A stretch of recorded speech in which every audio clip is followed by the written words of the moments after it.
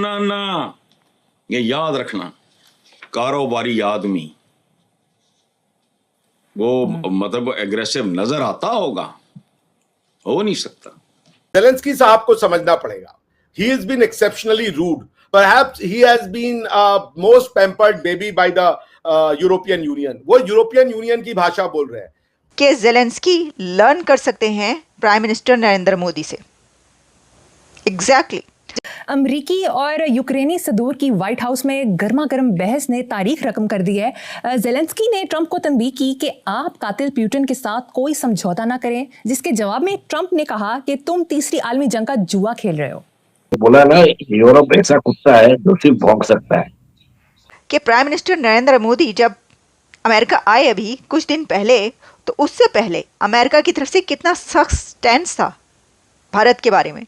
उसने अपने मुल्क का बेड़ा गर्क कर दिया। अमेरिका वो तो चला गया, अब जो था पिछला, यूरोप वगैरह ने उसको लॉलीपॉप दिया था कि तुम्हें नेटो का हिस्सा बना लेंगे। पीएम मोदी ने अपने आप को उस स्टेटस पर रखा कि जिस पर प्रेसिडेंट ट्रंप को उनको ये कहना पड़ा, यू आर ग्रेट लीडर। आपने कहा आप हमारी लड़ाई लड़ रहे हो, बंदूक हमारे, पैसा हमारा, आपके सिर्फ लोग हैं। और अगर आपने सुना होगा जेडी वान साहब ने क्या कहा, जेडी वान साहब ने कहा कि आपके पास लड़ने के लिए सोल्जर नहीं है, यू आर डूइंग कॉन्स्क्रिप्ट। ये भी तो हो सकता था कि पीएम मोदी जो उससे पहले हुआ था उसको एक वजह बनाकर वहां पर लड़ना शुरू कर देते, फाइट करना शुरू कर देते, उनसे कहते कि ये तो हम नहीं छोड़ेंगे तुम्हें, ये तुमने क्या किया। जय हिंद दोस्तों, लेटेस्ट न्यूज पर इंडिया में आपका स्वागत है। दोस्तों, यूक्रेन के राष्ट्रपति जेलेंस्की और अमेरिकी राष्ट्रपति ट्रंप के बीच हुई तीखी नोकझोंक की वीडियो अब सोशल मीडिया पर जमकर तहलका मचा रही है। जहां ट्रंप रूस और यूक्रेन के बीच गॉडफादर बनकर मैदान में उतरे थे, वहीं जेलेंस्की ने व्हाइट हाउस में ही ट्रंप को मुंह तोड़ जवाब दे दिया। दोस्तों, जेलेंस्की ने साफ शब्दों में कहा कि मैं माफी मांगने वाला और झुकने वाला नहीं हूं, लेकिन ट्रंप ने यूक्रेन के राष्ट्रपति को कमजोर नेता बताकर युद्ध से बचने की हिदायत दी। लेकिन जेलेंस्की ने पुतिन को हत्यारा बताते हुए ट्रंप को ही खरी खोटी सुना दी। दोस्तों, ऐसा पहली बार हुआ जब व्हाइट हाउस में किसी देश का नेता एक ताकतवर देश के नेता से तीखी नोकझोंक कर बाहर निकल गया। दोनों नेताओं के बीच करीब 50 मिनट की बातचीत हुई। इस दौरान कई ऐसे मौके आए जब दोनों नेता एक दूसरे की तरफ उंगली दिखाते नजर आ रहे थे। दोस्तों, व्हाइट हाउस के इतिहास में ऐसा पहली बार हुआ जब दो नेताओं के बीच इतनी तनाव भरी बातचीत हुई। साथ ही ट्रंप ने जेलेंस्की पर आरोप लगाया कि वह तीसरे विश्व युद्ध का जुआ खेल रहे हैं। इसके बाद नाराज जेलेंस्की बातचीत से उठकर तेज कदमों से बाहर निकलकर चले गए और अपनी काली गाड़ी में बैठकर वहां से चले गए। दोस्तों, इसे देखकर पाक मीडिया चर्चा कर रहा है कि जेलेंस्की को मोदी साहब से सीखना चाहिए कि कैसे ग्रेट लीडर से बात की जाती है। तो आइए दोस्तों, आज की वीडियो की तरफ आगे बढ़ते हैं। जेलेंस्की साहब को समझना पड़ेगा. He has been exceptionally rude. Perhaps he has been most pampered baby by the European Union. वो यूरोपियन यूनियन की भाषा बोल रहे हैं उनको. अच्छा, अभी वो गए थे, क्या नाम है, ये फ्रांस के जो राष्ट्रपति हैं वो भी गए थे वहां पे. वो राष्ट्रपति जो थे, क्या नाम है, मैक्रो साहब, उनसे उन्होंने बताया कि इन्होंने जो पैसा दिया है यूक्रेन को लड़ने के लिए वो लोन के फॉर्म में दिया है. कह रहे ये लोन ले लो, इससे लड़ो, बाद में चुका देना हमको. और शायद उनका आइडिया ये था कि जो रशियन असेट्स है फ्रोजन यूरोपियन यूनियन में, उसको शायद उसके बदले में, वो उनके दिमाग में चला था यूक्रेन के, कि उसके बदले में रशियन फ्रोजन असेट्स को जो है वो एक्सप्रोप्रिएट कर लेंगी यूरोपियन यूनियन की गवर्नमेंट, जबकि अमेरिका तो उनको फ्रीबीज दे रहा है. तो वो कह रहा था भाई कि ट्रम्प साहब ने कहा आप हमारी लड़ाई लड़ रहे हो, बंदूक हमारे, पैसा हमारा, आपके सिर्फ लोग हैं. और अगर आपने सुना होगा जेडी वान साहब ने क्या कहा, जेडी वान साहब ने कहा कि आपके पास लड़ने के लिए सोल्जर नहीं है, you are doing conscript. Conscription का मतलब समझती है, कंपल्सरी मिलिट्री सर्विस. वो बच्चों से, कई बार 16 साल के बच्चे जितने ऊपर होते हैं उनको मिलिट्री में झोंक देते हैं. उन्होंने कहा तुम्हारे पास आदमी नहीं है यार, किस बात की घमंड कर रहे हो तुम. तो वो जो एटीट्यूड था, वो एटीट्यूड मोदी जी के समय भी, जब मोदी जी गए थे, I also felt it. He was exceptionally rude. He was like, I am the only right person, सारी दुनिया साली गलत है और हम ही सब सही हैं. तो ये जो किया बिहेवियर उन्होंने राष्ट्रपति ट्रंप के साथ, वो बहुत ही गलत था.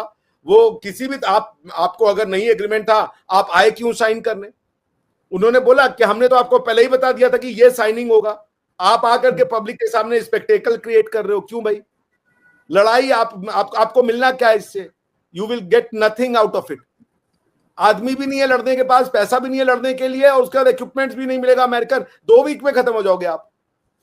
सो पॉइंट ये है कि ही वॉज एक्सेप्शनली रूड, और अमेरिकन के लिए इसमें कोई बहुत ज्यादा वो नहीं है। अगर मान लीजिए वो छोड़ दें, रशिया और चाइना जाकर के और क्लोज हो जाए, American will have very hard time together. तो इसलिए ये समझना चाहिए जेडी, अरे सॉरी, इनको क्या नाम है, जेलेंस्की साहब को, कि इतना हार्ड स्टांस कि हम 100% हम ही जीत के ले जाएंगे और कुछ नहीं मिलेगा और रशिया सिर्फ गलत है, ऐसे नहीं होगा।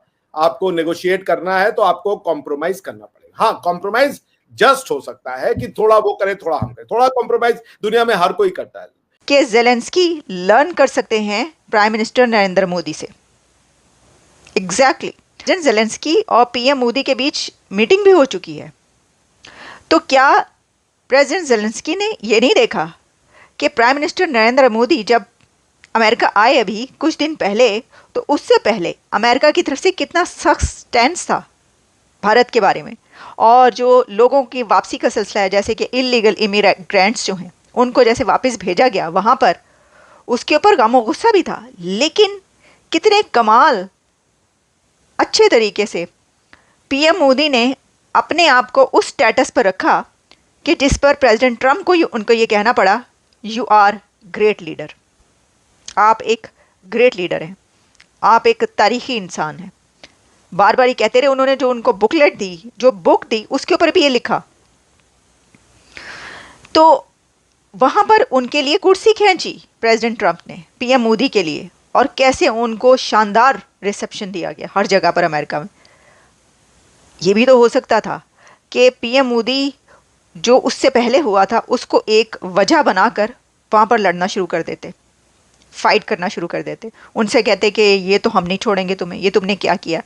लेकिन उन्होंने इस डिप्लोमेसी के साथ, जो कि डॉक्टर जयशंकर, पीएम मोदी और भारत की डिप्लोमेसी है, उसको ऐसे करके दिखाया कि कुछ ना कहते हुए भी सब कुछ कह डाला। और उसके बाद आप ये देख रहे हैं कि जो गोल्ड कार्ड निकाला है अमेरिका ने, तो प्रेसिडेंट ट्रम्प बार बार कई जगहों पर ये कह चुके हैं कि यहाँ की कंपनीज इंडियंस को अब इजीली हायर कर सकती हैं। और ये होती है डिप्लोमेसी, ये होती है फॉरेन पॉलिसी, और ये होती है किसी भी स्टेट्समैन, किसी भी बड़े लीडर का बिहेवियर। मैं तो ये समझती हूँ कि प्रेसिडेंट जेलेंस्की को पीएम मोदी से बहुत कुछ लर्न करना चाहिए।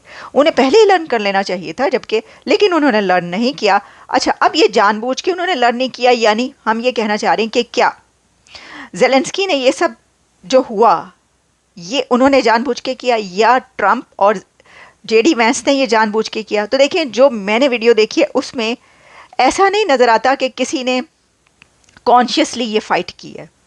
लेकिन इसके अंदर हुआ ये है कि जेलेंस्की को ट्रम्प जो बार बार ये कहते रहे कि यू आर अनथैंकफुल, आप इस जंग को ख़त्म नहीं करना चाहते, आप थर्ड वर्ल्ड वॉर चाहते हैं, आप वर्ल्ड वॉर 3 लगाना चाहते हैं। आपको इस तरह बात नहीं करना चाहिए, आपको वाइट हाउस में इस तरीके से बात नहीं करना चाहिए। आपको कोई ज़रूरत नहीं कि आप अमेरिका की एडमिनिस्ट्रेशन को सबक दें और उनको सिखाएं।